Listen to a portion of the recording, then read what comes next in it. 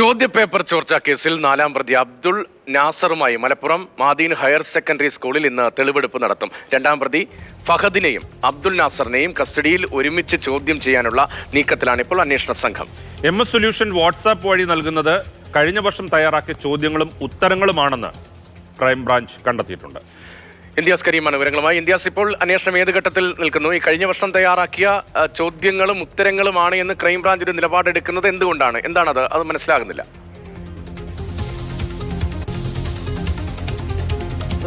രാജീവ്, ഈ ചോദ്യപേപ്പർ ചോർച്ചയുമായി ബന്ധപ്പെട്ട് ഇന്ന് നാലാം പ്രതിയായിട്ടുള്ള അബ്ദുൾ നാസറിനെ മലപ്പുറം മേൽമുറിയിലെ മാദീൻ ഹയർ സെക്കൻഡറി സ്കൂളിൽ എത്തിച്ച് തെളിവെടുപ്പ് നടത്തുന്നുണ്ട്.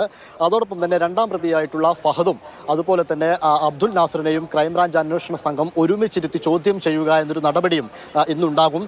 അതോടൊപ്പം തന്നെ ഇപ്പോൾ പുറത്തു വരുന്നൊരു പ്രധാനപ്പെട്ട വിവരം, ഇന്നലെ 199 രൂപക്ക് സയൻസിൻ്റെ 10ാം ക്ലാസ് സയൻസിൻ്റെ ചോദ്യങ്ങളും ഉത്തരങ്ങളും PDF ആയി നൽകാമെന്ന ഒരു വാഗ്ദാനം, പരസ്യ വാഗ്ദാനം MS സൊല്യൂഷന്റെ വാട്സാപ്പ് ഗ്രൂപ്പുകളിൽ പ്രചരിച്ചിരുന്നു. ഇന്ന് ആ പരസ്യം നീക്കം ചെയ്തതുൾപ്പെടെ അതിലിപ്പോൾ ക്രൈംബ്രാഞ്ച് അന്വേഷണ സംഘം കണ്ടെത്തിയ ഒരു വിവരമെന്ന് പറയുന്നത് നേരത്തെ തന്നെ കഴിഞ്ഞ വർഷങ്ങളിലും അതിൻ്റെ മുൻ വർഷങ്ങളിലും ഒക്കെ തയ്യാറാക്കിയ ചോദ്യങ്ങളും ഉത്തരങ്ങളുമാണ്.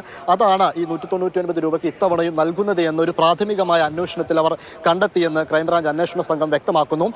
അതോടൊപ്പം തന്നെ ഇന്ന് ഇതിൽ എല്ലാ പ്രതികളെയും ഒരുമിച്ചിരുത്തി ചോദ്യം ചെയ്യുക എന്നൊരു നടപടിയിലേക്ക് കടക്കുന്നുണ്ട്. അതിൻ്റെ ഒരു പ്രധാനപ്പെട്ട കാരണം എന്ന് പറയുന്നത് നേരത്തെ +1 സയൻസിൻ്റെ ചോദ്യങ്ങൾ ചോർത്തി എന്ന ഈ പ്രതിയായിട്ടുള്ള അബ്ദുൾ നാസർ സമ്മതിച്ചെങ്കിലും ഈ 10ാം ക്ലാസ് ഇംഗ്ലീഷ് പരീക്ഷയുടെ ചോദ്യപേപ്പർ ചോർത്തിയതുമായി ബന്ധപ്പെട്ട് അദ്ദേഹം ഒരു കുറ്റസമ്മതം നടത്തിയിട്ടില്ല. അങ്ങനെയെങ്കിൽ എങ്ങനെയാണ് ഇംഗ്ലീഷ് ചോദ്യപേപ്പർ ചോർന്നത്? അതിൽ മറ്റാർക്കെങ്കിലും പങ്കുണ്ടോ, മറ്റു സ്ഥാപനങ്ങൾക്ക് പങ്കുണ്ടോ എന്ന കാര്യങ്ങൾ വിശദമായി അന്വേഷിച്ചറിയേണ്ടതുണ്ട്. അതിനാണ് ഈ ഫഹദിനെയും അതുപോലെ തന്നെ അബ്ദുൾ നാസറിനെയും ഒരുമിച്ചിരുത്തി ചോദ്യം ചെയ്യുക എന്നൊരു നടപടിയിലേക്ക് പോകുന്നത്.